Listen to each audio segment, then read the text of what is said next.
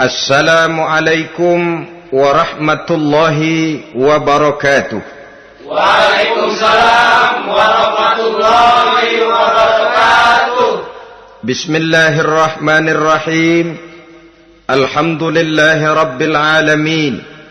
Wassalatu wassalamu ala ashrafil anbiya'i wal mursalin, Sayyidina wa maulana Muhammadin wa ala alihi wa ashabihil mujahidin at-tahirin, amma ba'du.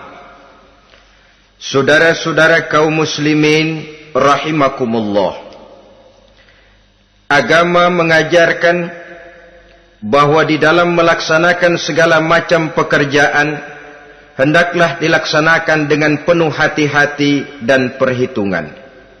Dikatakan dalam pepatah, fit ta'annis salamah wa fil ajalatin nadamah. Di dalam keberhati-hatian itu ada keselamatan, dan di dalam sikap tergesa-gesa, di dalam sikap terburu-buru biasanya mengandung penyesalan. Tetapi ada 5 perkara yang malah memang harus dikerjakan secara buru-buru. Apa yang 5 perkara itu? Pertama, mengubur jenazah. Tidak baik kalau jenazah itu disemayamkan sampai 2-3 hari di rumah. Dan yang lebih baik mengubur jenazah itu adalah di tempat di mana dia meninggal. Contohnya adalah baginda Nabi. Beliau kelahiran Mekah. Beliau wafat di Madinah, maka di Madinah itulah beliau dimakamkan dan bukan di kota Mekah. Karena prinsipnya agama menginginkan kemudahan dan tidak menginginkan kesukaran. Hal kedua yang harus dikerjakan dengan segera ialah mengawinkan anak perempuan. Apabila kita mempunyai anak perempuan, sudah sampai usianya untuk memasuki ambang pintu pernikahan, dan dia sudah minta untuk dinikahkan, maka segeralah orang tua menikahkannya atau mengawinkannya. Sebab biasanya anak perempuan, apalagi di zaman sekarang, kalau tidak segera dikawinkan oleh orang tuanya, dikhawatirkan dia akan kawin sendiri. Dan itu tentu akhirnya akan merepotkan kedua orang tuanya. Hal ketiga yang harus dikerjakan dengan segera dan buru-buru ialah membayar hutang. Apabila kita sudah berhutang kepada seseorang dan sudah ada uang untuk membayarnya, bersegeralah untuk membayar. Sebab kalau ditunda besok, lusa atau hari minggu depan, dikhawatirkan uangnya akan terpakai untuk kepentingan-kepentingan yang lain, dan hutang akan tetap tinggal hutang, tidak pernah terbayar adanya. Hal keempat yang harus disegerakan ialah menghidangkan makanan untuk orang musafir yang kebetulan menjadi tamu di rumah kita. Dan hal yang kelima yang harus dilakukan dengan buru-buru, dengan segera, bertaubat apabila mengerjakan perbuatan dosa. Hal kelima inilah yang akan kita bicarakan pada pertemuan kita kali ini, yaitu tentang taubat kepada Allah Subhanahu wa ta'ala. Taubat berasal dari kata-kata taba yatubu, yang isim masdarnya adalah taubatan. Artinya sama dengan roja'a yarji'u, ada ya'udu, pulang atau kembali. Bertobat maksudnya kembali dari yang dilarang oleh Allah. Kalau dalam perjalanan hidup ini kita suka menerjang larangan-larangan Allah, melaksanakan apa-apa yang dilarang olehnya, maka taubat artinya meninggalkan larangan-larangan itu dan kembali kepada apa yang diperintah oleh Allah Subhanahu wa ta'ala. Kenapa taubat ini harus disegerakan? Karena makhluk bernama manusia ini sulit melepaskan diri dari dosa dan salah. Nabi bersabda, kullu bani Adam khatta'un wa khairul khatta'ina tawwabun. Setiap anak Adam, yakni setiap manusia, pasti mempunyai dosa dan kesalahan. Dan sebaik-baik orang yang mempunyai dosa dan kesalahan ialah orang yang segera bertaubat. Dengan kata lain, orang yang baik sesungguhnya bukanlah orang yang tidak punya salah, karena tidak ada orangnya yang tidak punya salah. Tetapi orang yang baik adalah orang yang apabila melakukan kesalahan, dia segera sadar, dijadikannya kesalahan itu sebagai pelajaran untuk tidak diulanginya lagi pada masa-masa yang akan datang. Inilah yang digambarkan oleh Allah Subhanahu wa taala dalam surah Ali Imran ayat 135. Walladzina iza fa'alu fahishatan, dan orang-orang yang apabila mereka terjatuh ke dalam perbuatan dosa, au zalamu anfusahum, atau berbuat zalim kepada diri mereka sendiri, dzakarullaha fastaghfaru lidzunubihim, mereka segera ingat kepada Allah dan memohon ampun terhadap dosa yang pernah mereka kerjakan. Saudara-saudara kaum muslimin rahimakumullah, sejak awalnya iblis memang sudah memproklamirkan diri di hadapan Allah Subhanahu wa taala. Apa kata iblis? Ya Rabbi wa izzatika la azalu aghwi bani adama ma damat arwahuhum fi ajsadihim. Ya Allah, demi kemuliaanmu saya bersumpah, kata iblis, saya akan selalu memperdayakan anak-anak Adam. Saya akan selalu menggoda manusia selama ruh mereka masih ada di dalam jasad mereka. Jadi selama ruh masih ada di dalam jasad, selama itulah iblis akan selalu berusaha menggelincirkan manusia untuk jatuh ke tempat-tempat salah dan ke tempat-tempat dosa. Tetapi kemudian Allah juga memberikan jaminan. Allah menjawab proklamasi iblis ini, wa izzati wa jalali ya mal'un la azalu aghfiru lahum mastaghfaru. Demi kehormatanku, demi kemuliaanku, hai mal'un, hai yang terkutuk, hai iblis, kalaupun engkau selalu memperdayakan manusia, kalaupun engkau selalu menipu dan menggoda mereka sepanjang ruh mereka masih ada di dalam jasad, aku akan senantiasa memberikan ampun kepada mereka sepanjang mereka memohonkan ampun kepadaku. Inilah jaminan dari Allah Subhanahu wa ta'ala. Saudara-saudara kaum muslimin rahimakumullah, oleh karenanya apabila kita berbicara tentang taubat, artinya kita berbicara tentang tingkah laku kita dalam kehidupan sehari-hari. Apa yang harus kita lakukan untuk sempurnanya satu taubat? Pertama, menyesal terhadap dosa yang pernah kita lakukan. Kadang-kadang ada juga orang bertaubat, tapi bukan nyesal terhadap dosa yang dia kerjakan, malah puas katanya.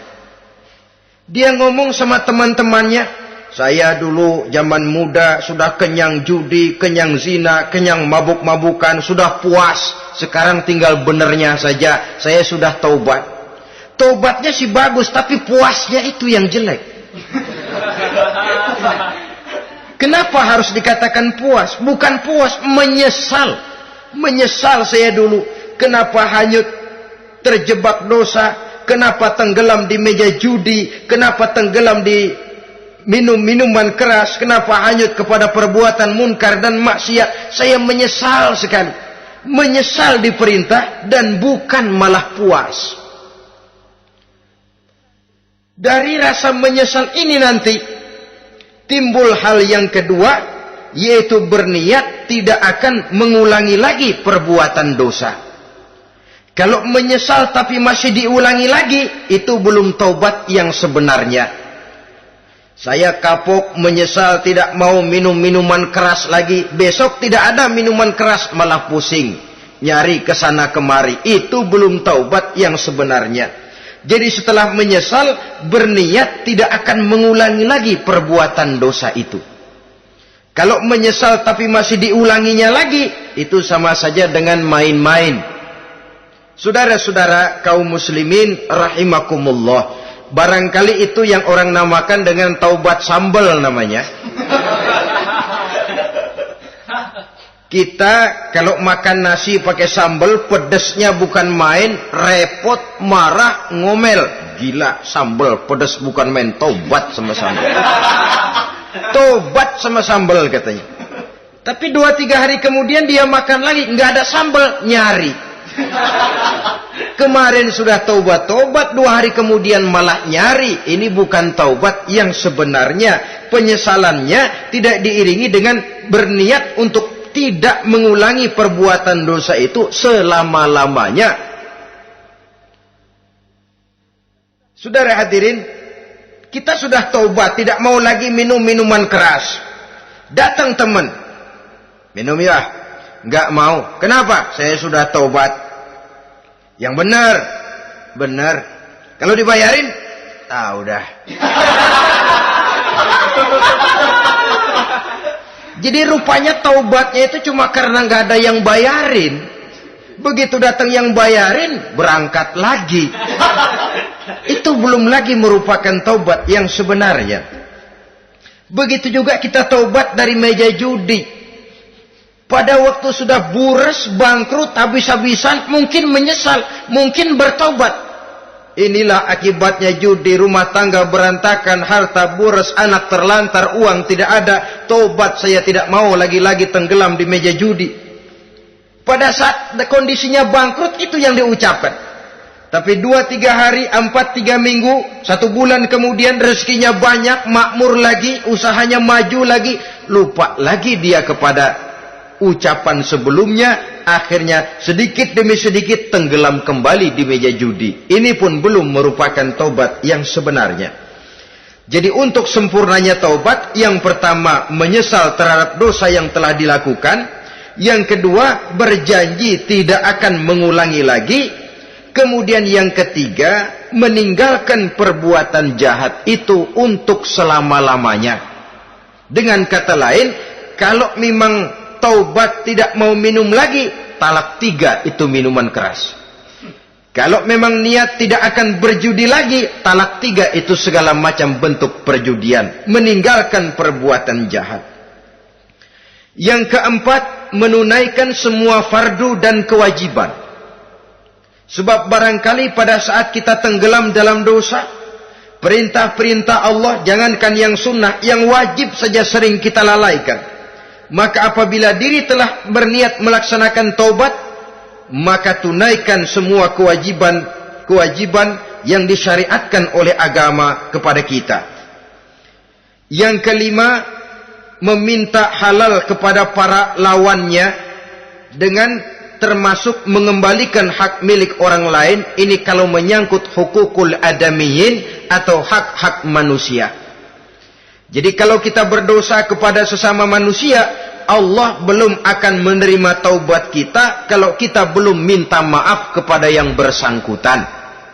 Adapun kalau kita sudah minta maaf tapi yang bersangkutan tidak mau memberikan maaf, itu urusan dia kepada Allah. Urusan kita adalah meminta maaf kepada yang bersangkutan. Hal yang keenam, mendidik atau melatih diri untuk bertaat kepada Allah. Sebagaimana kita dulunya telah melatih diri, memperturutkan diri untuk berbuat durhaka. Lalu memperbaiki yang dimakan dan yang diminum. Itu juga merupakan ciri dari orang-orang yang melaksanakan taubat kepada Allah Subhanahu wa ta'ala. Kemudian apalagi memperbanyak istighfar di dalam kehidupan. Disabdakan oleh Nabi, inna likulli da'in dawa'un wa dawa'u zunubi al-istighfar. Sesungguhnya segala macam penyakit tentu ada obatnya, dan obat dari segala macam dosa adalah istighfar. Saudara-saudara kaum muslimin rahimakumullah. Jadi kalau yang terdahulu merupakan perbuatan-perbuatan konkret, maka yang terakhir ini taubat dalam bentuk ucapan berupa memperbanyak istighfar, memohonkan ampun kepada Allah Subhanahu wa ta'ala. Mari kita lihat. Dalam teladan hidup kita, manusia yang hatinya paling bersih, tidak lain adalah Rasulullah sallallahu alaihi wasallam. Beliau sudah mendapat jaminan ampun dari seluruh dosa. Liyaghfir lakallahu ma taqaddama min zambika wa ma ta'akhkhar, kata Allah. Muhammad, dosamu yang dahulu, dosamu yang sekarang, dosamu yang akan datang jikalau memang ada, seluruhnya sudah mendapat jaminan ampun dari Allah. Tetapi coba lihat dari sejarah perjalanan hidup yang mulia ini. Sungguh pun beliau sudah nyata-nyata mendapat jaminan ampun dari Allah. Beliau mengatakan, ayyuhan nas, tubu ilallah, fa inni atubu fil yaumi mi'ata marrah. Wahai manusia, bertaubatlah kepada Allah, maka sesungguhnya saya, kata beliau, dalam satu hari bertaubat 100 kali kepada Allah. Dalam riwayat yang lain, sab'ina marrah, 70 kali beliau mengucapkan istighfar minimalnya dalam sehari semalam. Orang yang sudah nyata-nyata mendapat jaminan ampun dari Allah ini, satu hari satu malam istighfarnya minimal 70 kali. Apatah lagi kita yang nyata-nyata belum mendapat jaminan ampun dari Allah. Di dalam satu hadis diriwayatkan bahwa iblis laknatullah alaih pernah berkata, ahlaktun nasa bizzunubi wal ma'asi. Aku rusak dan aku hancurkan kehidupan manusia dengan dosa dan dengan segala macam perbuatan maksiat. Iblis menghancurkan manusia dengan menanamkan kegemaran berbuat dosa dan menanamkan kesukaan untuk bergelimang dalam dunia maksiat. Tetapi kemudian iblis mengakui, wa ahlakuni bila ilaha illallah wal istighfar. Tetapi kemudian terbalik, manusia menghancurkan aku dengan kalimat la ilaha illallah dan dengan istighfar, yakni mengucapkan astaghfirullahal azim. Inilah senjata pemungkas menghadapi upaya iblis untuk menghancurkan manusia. Kalau iblis menghancurkan manusia dengan perbuatan dosa, dengan menenggelamkan manusia ke dalam perbuatan-perbuatan maksiat, hendaknya kita sadar. Pada saat kita terdorong untuk melakukan perbuatan dosa, kita lalu sadar, inilah perangkap iblis untuk membinasakan saya. Pada saat kita terjebak ke dalam perbuatan maksiat dan munkarat, ingatlah baik-baik, inilah perangkap iblis untuk merusak dan membinasakan saya. Maka hancurkan perangkap iblis, hancurkan tipu daya dan usaha iblis itu dengan apa? Dengan kalimat la ilaha illallah dan dengan memperbanyak istighfar. Falamma ra'aitu dzalik, ketika aku lihat hal itu, kata iblis, mereka hancurkan kita dengan dosa dan maksiat, dan kita hancurkan mereka dengan la ilaha illallah dan istighfar. Diamkah iblis? Puaskah iblis? Ternyata tidak. Apabila aku lihat usaha manusia itu, ahlaktuhum bil huda, ahlaktuhum bil hawa, wahum yahsabuna annahum muhtadun. Apabila mereka hancurkan aku dengan la ilaha illallah dan istighfar, maka aku kembali menghancurkan mereka dengan mempergunakan hawa nafsu, sehingga mereka menyangka bahwa mereka adalah orang-orang yang mendapat petunjuk. Ditanamkan dalam diri kita perasaan bahwa kitalah orang yang paling benar. Itu pun tipu daya iblis. Maka orang pintar itu baik, tapi merasa pintar itu jelek. Orang benar itu bagus, tapi merasa benar itu tidak baik. Karena biasanya orang kalau sudah merasa benar, lalu cenderung untuk menganggap orang lain tidak benar. Kalau sudah begitu, dia akan mengklaim diri, sayalah orang yang paling benar, yang lain tidak benar semuanya. Itu termasuk perangkap iblis juga. Setelah kita gempur mereka dengan kalimat tahlil dan dengan kalimat istighfar. Saudara-saudara kaum muslimin rahimakumullah, Allah Maha Pengasih dan Maha Penyayang. Ia akan mengampunkan perbuatan yang bersifat salah dari manusia, Hanya manusia saja yang kadang-kadang bodoh, tidak mau mengampuni dan memaafkan dirinya sendiri, dengan membiarkan dirinya terseret berlarut-larut dalam dosa tanpa keinginan untuk bertaubat. Sepanjang nafas belum sampai di tenggorokan, sepanjang matahari masih terbit di sebelah timur dan terbenam di sebelah barat, sepanjang itu Allah masih akan menerima taubat seorang hamba.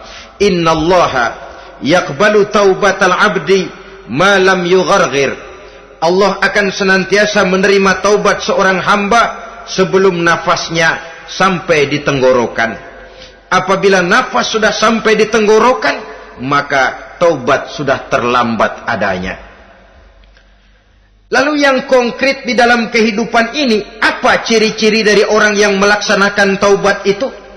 Seorang ahli hikmah berkata, pertama, orang yang taubat itu kelihatan bahwa dalam kehidupan ini dia mampu menjaga lidahnya dari ucapan yang berlebih-lebihan, dari ucapan yang tidak ada manfaatnya, dari ucapan yang mengandung dosa, namimah, mengadu domba, dan ucapan-ucapan yang merugikan orang lain. Orang yang taubat kelihatan dari lidahnya. Ini yang konkret. Yang kedua, orang yang taubat itu cirinya tidak ada lagi rasa dengki di hatinya. Tidak ada keinginan untuk membenci dan memusuhi orang lain. Kenapa? Dia sudah sibuk memikirkan kekurangan dirinya sendiri. Sehingga tidak ada waktu lagi untuk mengorek-ngorek, mencari-cari aib dan kekurangan pada diri orang lain. Ini makna ucapan Nabi, tuba liman syaghalahu aibuhu an uyubin nas. Beruntunglah orang yang kekurangan pada dirinya menyebabkan dia cukup sibuk sehingga tidak sempat mencari-cari dan mengorek-ngorek aib dan kekurangan orang lain. Berbeda dengan orang yang masih jauh dari sikap taubat.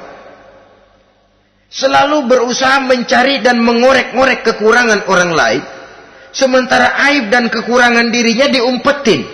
Ini namanya ilmu kancil.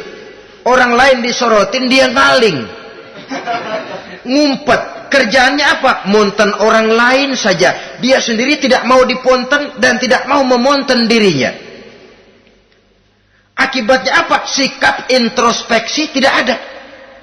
Sikap mawas diri hilang.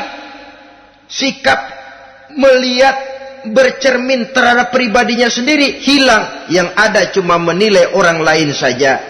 Jadi adapun orang yang sudah bertaubat ini, di hatinya tidak ada dengki. Melihat orang lain mendapat nikmat, alhamdulillah, dia ikut bersyukur. Lain dengan orang yang jauh dari taubat. Tetangganya dapat nikmat, dia meriang. Tidak senang hatinya melihat orang lain senang. Orang melarat malah tepuk tangan. Saudara hadirin yang saya muliakan, orang yang semacam ini pada hakikatnya selalu disiksa oleh perasaannya sendiri. Kalau tetangganya yang kaya, ditanya kemana dukunnya. Tapi kalau tetangganya jatuh melarat, dia tepuk tangan, gembira bukan main. Lain dengan orang yang sudah bertobat, hasud itu hilang dari dirinya. So hasud inilah yang akan memakan kebaikan yang kita kerjakan. Kata Nabi, hasud itu bisa memakan kebajikan seperti api memakan kayu bakar. Allahu Akbar. Puasa kita, zakat kita, sholat kita, habis keropos dimakan oleh sifat hasud.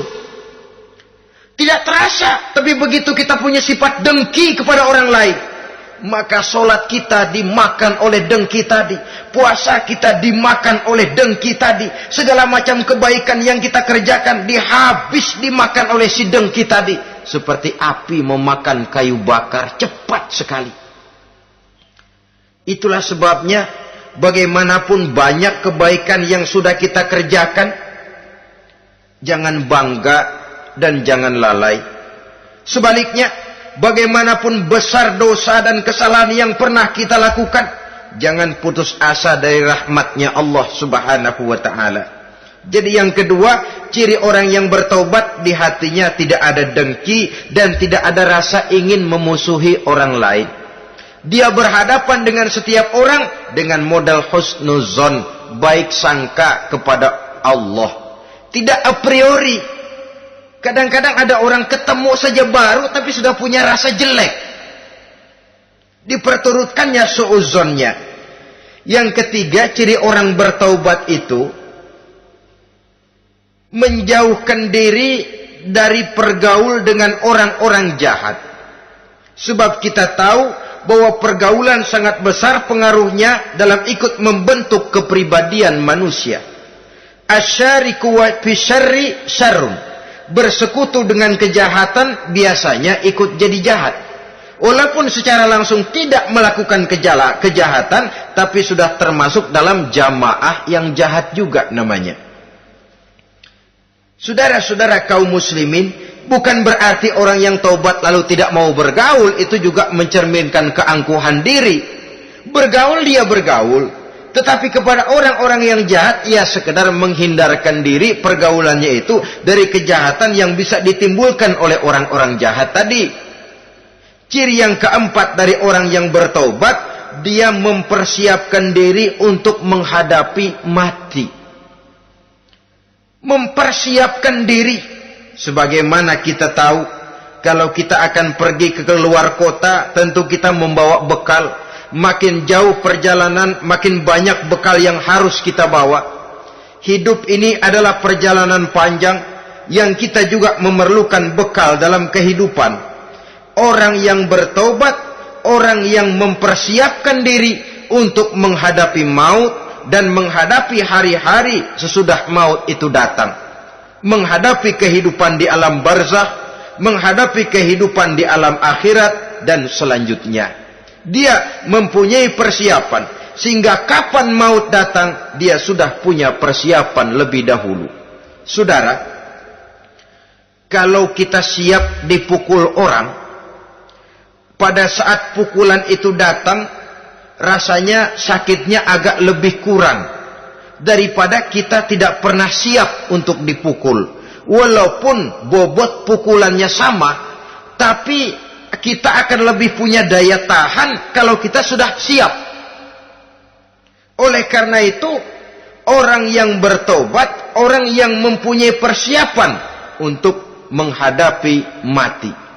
Tidak hanya untuk menghadapi mati, tapi juga menghadapi hidup di seberang kematian nanti.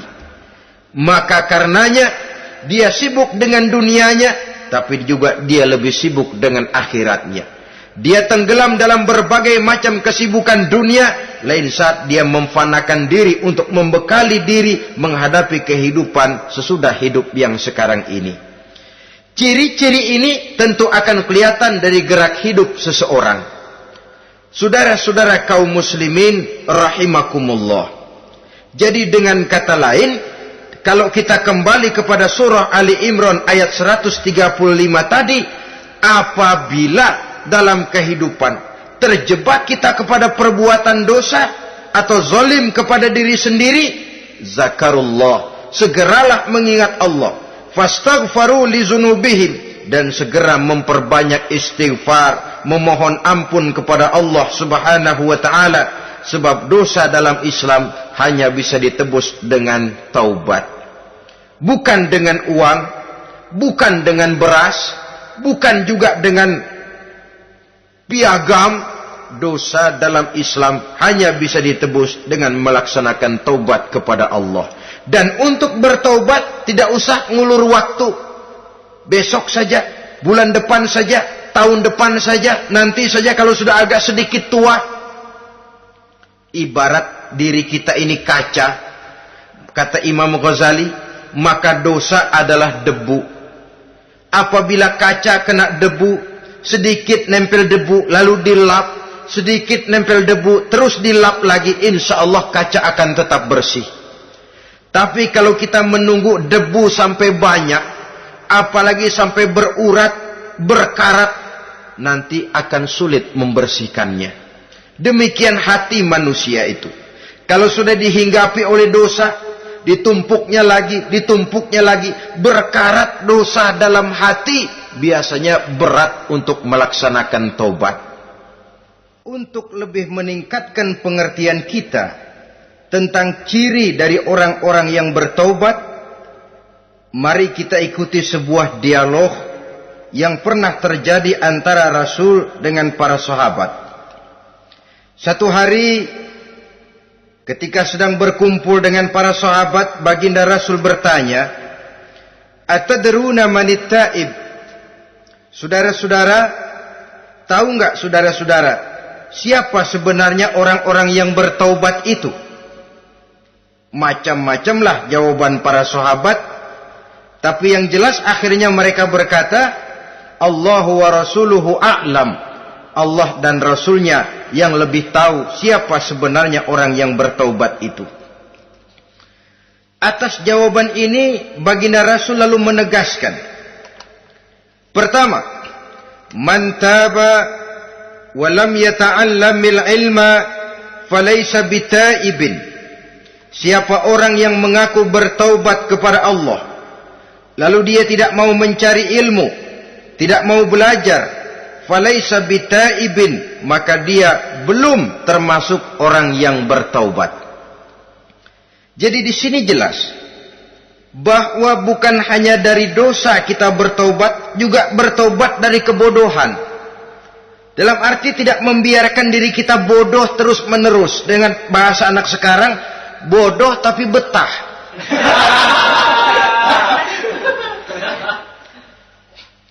Orang yang mengaku bertaubat tapi tidak menggali ilmu, tidak mau belajar, tidak mau mencari ilmu, tidak hadir di mana majelis taklim, belum dianggap taubat yang sebenarnya.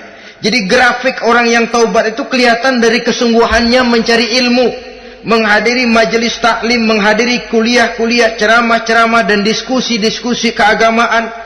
Rakus dia dengan ilmu pengetahuan agama. Sehingga dengan ilmunya, taubatnya semakin mantap. Ini ciri yang pertama. Lalu beliau bersabda lagi, وَمَنْ تَابَ وَلَمْ يَزْدَدْ فِي الْعِبَادَةِ فَلَيْسَ بِتَائِبٍ. Barang siapa yang mengaku bertaubat, tapi ibadahnya tidak tambah-tambah, maka dia belum termasuk orang yang taubat. Orang yang bertaubat ada grafik peningkatan ibadahnya. Jadi kalau mulutnya taubat, minta ampun, tapi ibadahnya gitu-gitu aja, belum merupakan taubat yang sebenarnya. Jadi pada saat dia melaksanakan taubat, memproklamirkan diri untuk kembali ke jalan Allah, nilai ibadahnya meningkat. Kalau sholatnya tadinya cuma sekedar yang wajib-wajib saja, setelah dia taubat, bertambah melaksanakan yang sunnah, rawatibnya, qobliyah, ba'diyahnya, atau kemudian nawafilnya berupa tahajud, hajat, duha, istikharah, dan solat-solat sunnah lainnya. Jadi kelihatan dari peningkatan ibadahnya. Ini ciri yang kedua. Yang ketiga kata Nabi lagi, وَمَنْ تَابَ وَلَمْ يَرْضَ الْخُصَمَاء falaysa bitaibin. Barang siapa yang mengaku bertaubat kepada Allah, tapi dia tidak bisa meridhoi musuh-musuhnya, maka belum lagi dia dianggap orang yang bertaubat. Meridhoi, memaafkan musuh. Saudara, memberi maaf itu lebih sulit daripada minta maaf. Tapi memberi maaf lebih mulia daripada minta maaf. Minta maaf gampang, memberi maaf yang sulit. Karena itu orang yang memberi maaf menunjukkan jiwa yang lebih luhur daripada orang yang minta maaf. Sebab apa? Posisi orang yang memberi maaf kan posisi orang yang menang. Biasanya dalam posisi menang orang gampang congkak dan sombong. Orang datang minta maaf kepada kita, lalu timbul keseganan. Iya, minta maaf sih gampang. Memberi maaf itu yang sulit, tapi itu yang sangat dianjurkan. Dan itu merupakan ciri dari orang-orang yang bertaubat. Lalu apalagi? وَمَنْ تَابَ وَلَمْ يُغَيِّرْ لِبَاسَهُ وَزِينَتَهُ فَلَيْسَ بِتَائِبٍ. Barang siapa yang mengaku bertaubat, tetapi pakaian dan perhiasannya tidak berubah, maka dia belum lagi dianggap bertaubat. Orang bilang pakaian memang kulit, yang penting isi. Tetapi bagaimanapun kulit mencerminkan isi. Dari pakaian kita bisa mengkaji kepribadian seseorang. Saya berpendapat bahwa pakaian penting, kulit juga penting. Kulit penting, isi penting. Kulit tanpa isi tidak ada artinya. Isi tanpa kulit juga meragukan orang. Wah, yang penting kan isinya, kulitnya gimana saja. Saya mau tanya, saudara dapat duren di jalanan, isi aja nggak ada kulitnya. Kira-kira dimakan nggak duren itu? Paling kurang akan menimbulkan keraguan. Jangan-jangan sudah dicampur racun ini. Jadi dengan demikian orang yang bertaubat ini kelihatan dari cara berpakaian, cara berhias diri, tidak over. Dia kembali kepada fungsi berpakaian. Dalam Islam kan sesungguhnya fungsi pakaian itu yang paling utama. Pertama, nutup aurat. Itu ukurannya. Yang kedua, pantas. Yang ketiga, baru soal mode. Di zaman kita sekarang terbalik. Mode nomor 1, pantas belakangan, nutup aurat apa tidak nomor 16.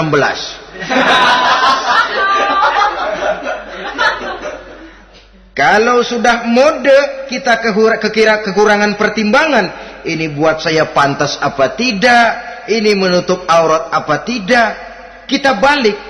Padahal fungsi berpakaian dalam Islam tujuan utamanya pertama nutup aurat. Biar modenya mutaakhir ciptaan Pierre Cardin sekalipun, kalau memang tidak nutup aurat, ya hukumnya masih belum berpakaian. Atau juga ukuran yang kedua, pantas. Yang orang lain pantas kita pakai, belum tentu kita pantas. Kita kadang-kadang kehilangan pertimbangan. Lihat iklan bintang film memakai pakaian yang begini bagus, lalu kita pakai saja. Ya tentu namanya bintang film. Kadang-kadang pakaian untuk show dipakai buat kondangan. Akhirnya habis sekampung orang nonton dia. Ya nggak pantas toh, nggak wajar. Saudara hadirin yang saya muliakan, orang yang bertobat kelihatan dari pakaian dan perhiasannya. Kalau sudah memakai perhiasan, ya sekedarnya saja. Tidak lalu dengan niat supaya orang tonton, supaya orang lihat, supaya orang tahu dia kaya, supaya timbul decak kagum, asal dia lihat orang lalu wah. Kalau sudah diwahi lalu senang. Saudara hadirin yang saya muliakan. Kemudian kata Nabi lagi, wa man taba wa lam yubaddil ashabahu falaysa bitaibin. Siapa yang mengaku bertaubat tapi pergaulannya dari itu ke itu saja, seperti itu juga tidak mengalami perubahan, maka dia belum lagi dianggap bertaubat. Kalau taubat kita dari judi, jangan bergaul lagi dengan penjudi. Dalam arti jangan berkumpul di majelis judi. Ah, saya sih udah tobat nggak main judi, tapi ngumpulnya di situ terus. Ya bagaimana? Pada akhirnya toh akan terseret juga. Saudara hadirin yang saya muliakan, jadi dengan demikian lingkungan juga sangat besar pengaruhnya dalam kriteria orang yang bertaubat. Selanjutnya Nabi bersabda, "Wa man taba walam yughayyir khuluquhu falaysa bitaibin." Siapa yang mengaku bertaubat tapi akhlaknya, budi pekertinya tidak mengalami perubahan, maka orang itu pun belum dianggap bertaubat. Ini juga konkret. Orang yang bertaubat kelihatan dari akhlaknya.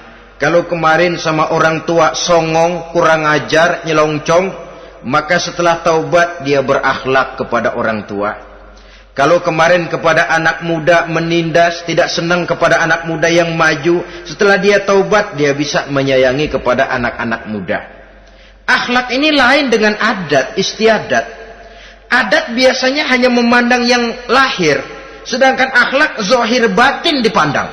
Contoh, seorang anak muda kalau lewat di depan orang tua membungkukkan badan, menurut adat dia sudah sopan. Tapi menurut akhlak belum tentu berakhlak. Tergantung kepada niatnya apa membungkukin badan. Permisi apa ngina.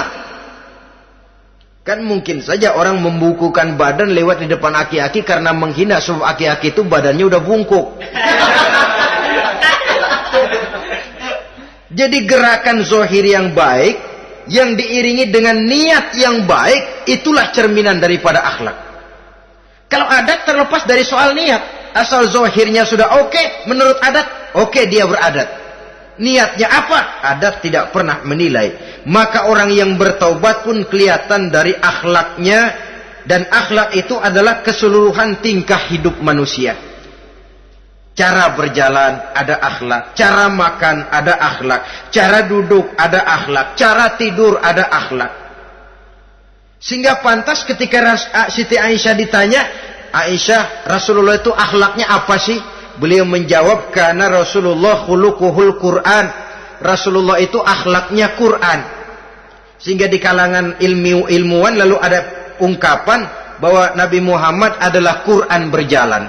Maksudnya seluruh konsepsi Quran sudah diterjemahkan dalam kehidupan Nabi. Maka tidak heran kalau Islam mengatur kehidupan manusia sejak yang sekecil-kecilnya sampai yang sebesar-besarnya. Cara berpakaian ada akhlaknya, kan begitu toh dalam Islam. Saudara diri di depan kaca, ngaca, ada akhlaknya, ada bacaannya. Allahumma kama hassanta khalqi fahassin khuluqi. Sampai saudara masuk ke dalam WC sekalipun ada akhlaknya. Karena akhlak adalah keseluruhan gerak hidup manusia. Orang yang bertobat kelihatan dari perubahan akhlaknya. Kemudian beliau bersabda, "Wa man taba wa lam yatwi firashahu wa bisatahu falaysa bitaibin."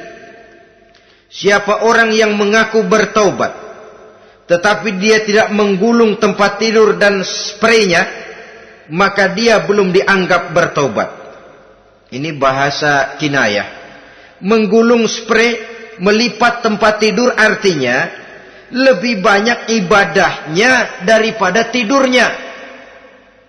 Kalau ngaku taubat tapi sehari 24 jam, 22 jam tidur, cuma 2 jam ibadah, ya belum mencapai kriteria itu. Dengan kata lain, orang apabila sudah memproklamirkan diri untuk taubat, menyingsingkan lengan baju, melipat spray, menggulung tempat tidur.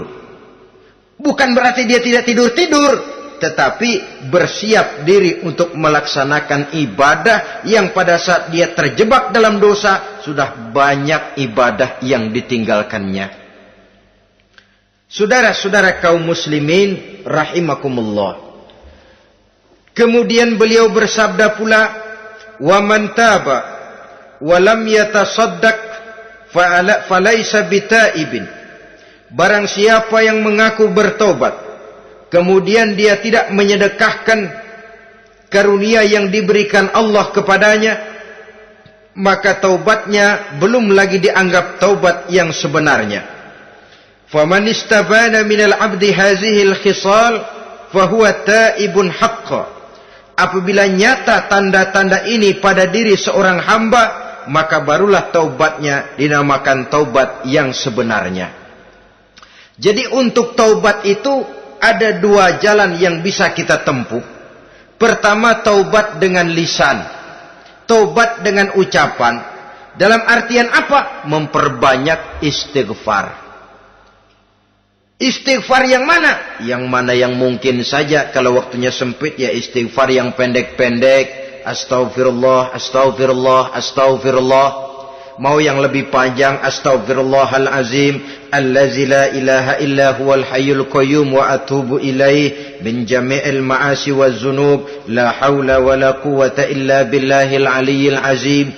Ada waktu yang lebih panjang lagi membaca sayyidul istighfar. Tiap kali berbuat jahat, tiap kali diiringi dengan istighfar. Nah, ini yang bisa runtuh dengan istighfar ini dosa apa? Dosa yang ringan, dosa yang biasanya dilakukan oleh panca indera kita. Mata ini dosa mata, insya Allah bisa runtuh dengan istighfar. Ngelihat yang haram, cepat nunduk, astagfirullah. Habis nunduk, jangan ngeliatin lagi.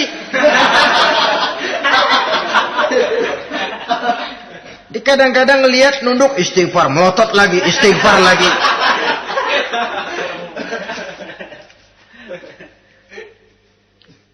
Saudara hadirin yang saya muliakan, kata Imam Ali, nazratul ula laka wasaniyatu alaika. Ini dalam menjaga mata. Pandangan pertama rezekimu kelihatan, namanya kelihatan kan rezeki. Pandangan pertama rezekimu, ulangannya dosamu. Ulangannya ini yang bisa membawa dosa. Dosa karena lidah mengucapkan kata-kata yang menyakitkan orang. Dengan istighfar insya Allah runtuh. Adapun dosa-dosa besar lainnya tentu harus dengan perbuatan. Tidak cukup dengan sekedar istighfar saja. Perbuatannya apa? Itulah seperti yang sudah saya sampaikan pada ciri-ciri orang yang bertaubat tadi. Oleh karenanya, beruntunglah kita masih diberikan umur oleh Allah. Sehingga segala dosa dan kesalahan yang kita lakukan, kita masih punya kesempatan untuk mengadakan pemutihan, bertaubat kepada Allah. Nah, apa kemudahan yang diberikan Allah kepada orang yang melazimkan istighfar di dalam hidupnya? Pertama, kata Nabi, man lazimal istighfar, siapa orang yang melazimkan, membiasakan diri istighfar, diberikan keistimewaan oleh Allah. Pertama, ja'alallahu lahu min kulli dhikin makhraja. Allah akan memberikan jalan keluar untuknya dari segala macam kesulitan. Hidup ini kan problem. Makin tinggi status sosial, makin banyak urusan. Urusan akan selesai apabila hidup di dunia selesai. Kita menyangka orang lain lebih enak dari kita, padahal tiap orang punya urusan. Yang namanya enak barangkali persis seperti pelangi biang lala itu. Tidak pernah di atas kepala kita, di atas kepala orang lain saja. Begitu kita memandang keenakan dalam hidup ini. Petani bilang pedagang enak, pedagang bilang petani enak. Tapi begitulah keenakan itu. Orang yang melazimkan istighfar, dia akan diberikan jalan keluar dari segala macam kesulitan. Menurut perhitungan otak, deadlock, buntu, tidak sanggup lagi, entah bisa terwujud dan terlaksana. Allah memberikan jalan keluar dari segala kesulitan.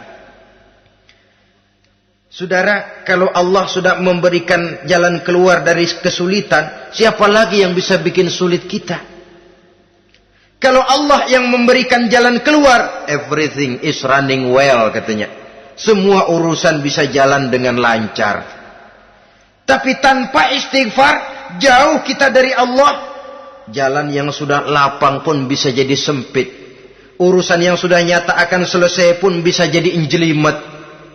Dan jalan yang tadinya tidak berliku-liku pun bisa berliku-liku.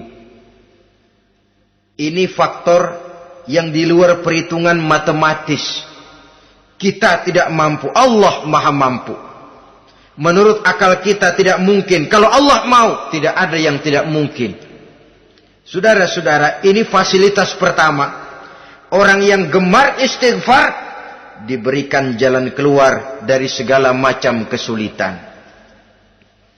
Yang kedua, wa min kulli hammin faraja, diberikan kegembiraan dari setiap kesusahan yang dihadapinya.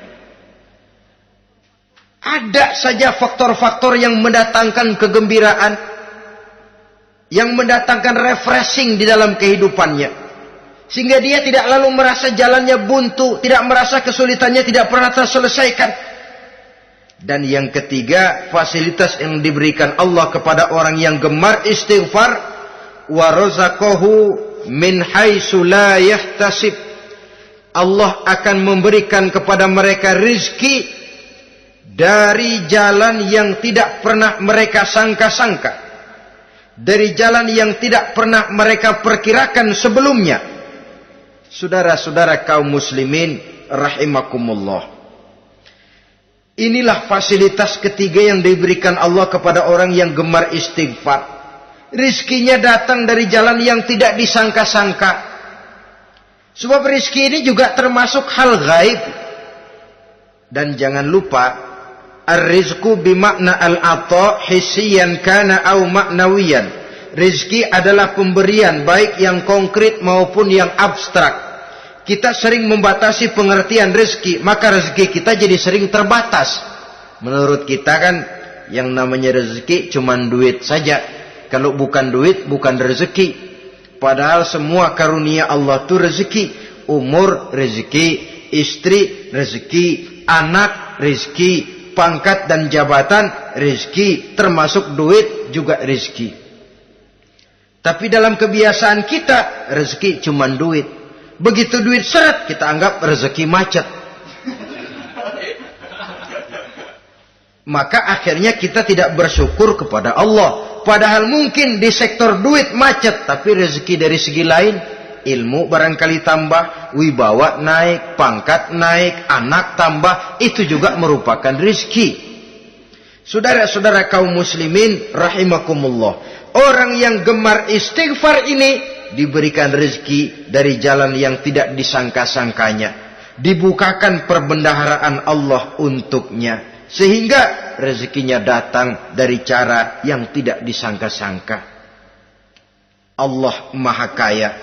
Kalau dia mau, la mani'a lima a'taita wa la mu'tiya lima mana'ta. Tidak satu kekuatan pun yang mampu mencegah apa yang hendak diberikan Allah. Dan tidak satu kekuatan pun yang sanggup memberikan apa yang dicegah oleh Allah Subhanahu wa ta'ala.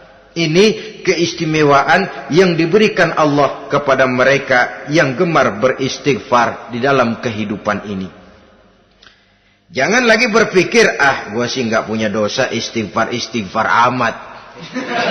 Sombong, saudara-saudara. Manusia itu lebih baik merasa banyak dosa daripada merasa tidak punya dosa.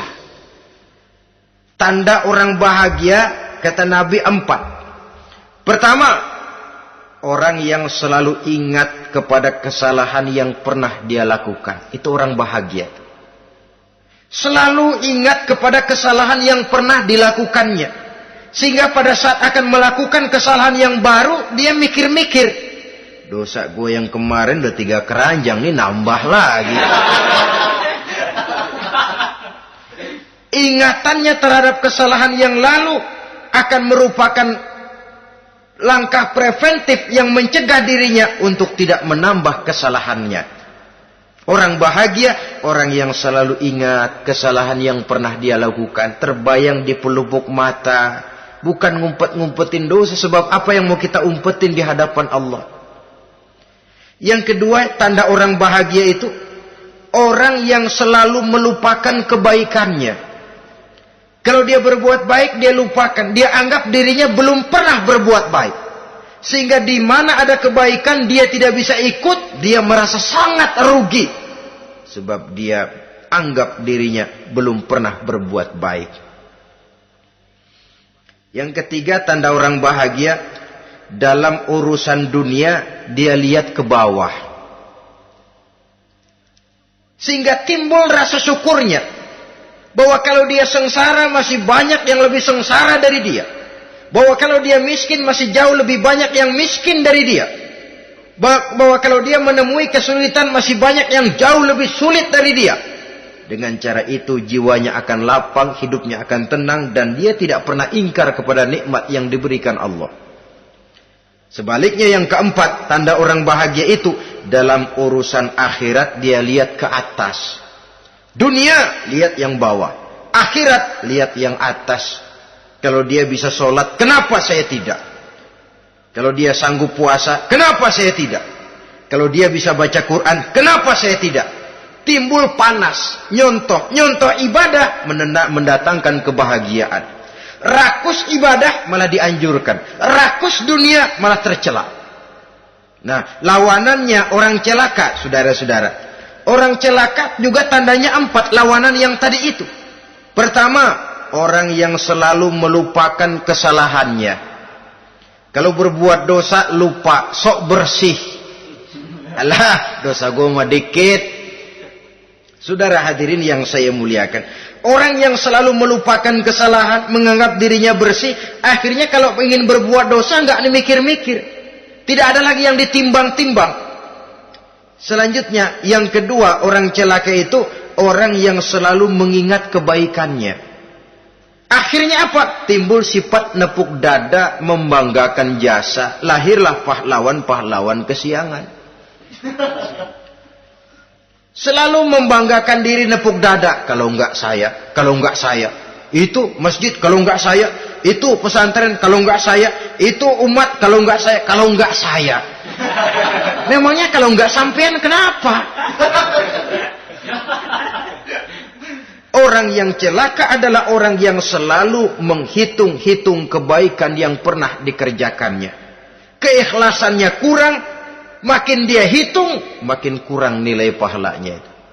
Makanya kalau berbuat baik, ya anggap saja buang sampah, gak usah ditengok-tengok, gak usah diingat-ingat, dan gak usah mengharap orang yang kita tempat berbuat baik akan membalas kebaikan. Saudara hadirin yang saya muliakan, yang ketiga, tanda orang celaka dalam urusan dunia, ngelihatnya ke atas. Panasnya timbul. Syirik dan dengkinya naik. Rakusnya jadi.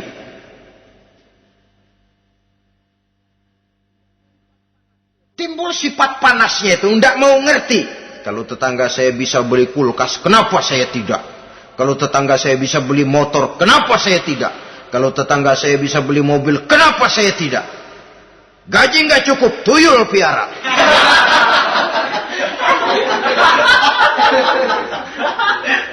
Orang itu kalau sudah didorong oleh rakus kan bisa jadi menghalalkan segala macam cara untuk mencapai tujuan. Dibakar oleh sifat tamak dan rakus bin serakah. Nah, kalau sudah didorong oleh rasa rakus, yang segera tersingkir pertama rasa malu. Orang kalau sudah rakus nggak ada malunya, rasa malunya hilang. Padahal syarat jadi orang itu kan kalau punya rasa malu. Nggak punya rasa malu, kurang syarat jadi orang. Akan bagaimana jadinya masyarakat, bahkan bangsa dan negara, kalau rakyatnya sudah tidak punya rasa malu. Yang kedua, rasa takut hilang, terutama takut kepada Allah. Sirna sama sekali. Sudah tujuan menghalalkan cara. Yang keempat, tanda orang celaka dalam urusan akhirat, lihatnya malah ke bawah. Kenapa kamu enggak sholat? Itu bapak anu yang tuaan, enggak, saya enggak lagi. Kenapa ngelihatnya mesti kepada yang begitu? Sehingga lalu tidak ada gairah untuk mencontoh. Saudara-saudara kaum muslimin rahimakumullah, walaupun serba singkat oleh karena terbatasnya ruang pembicaraan ini, mudah-mudahan bisa memberikan gambaran sepintas tentang ciri-ciri orang yang bertaubat. Dengan harapan, marilah kita menjadi orang yang bertaubat sebenarnya dengan ciri menyesal terhadap dosa yang pernah kita lakukan, meninggalkan perbuatan jahat, dan berjanji tidak akan mengulangi lagi perbuatan jahat itu. Kalau dia menyangkut hak-hak manusia, maka hak itu harus kita kembalikan, dan kepada yang bersangkutan kita harus meminta maaf. Apabila ditambah dengan kegiatan lisan, memperbanyak istighfar dalam kesempatan yang mungkin di sepanjang perjalanan hidup ini. Ini sajalah yang kita bicarakan pada pertemuan kali ini. Terima kasih atas segala perhatian. Mohon maaf atas segala kekurangan. Usikum wa nafsi bitaqwallah. Wassalamualaikum warahmatullahi wabarakatuh. Waalaikumsalam warahmatullahi wabarakatuh.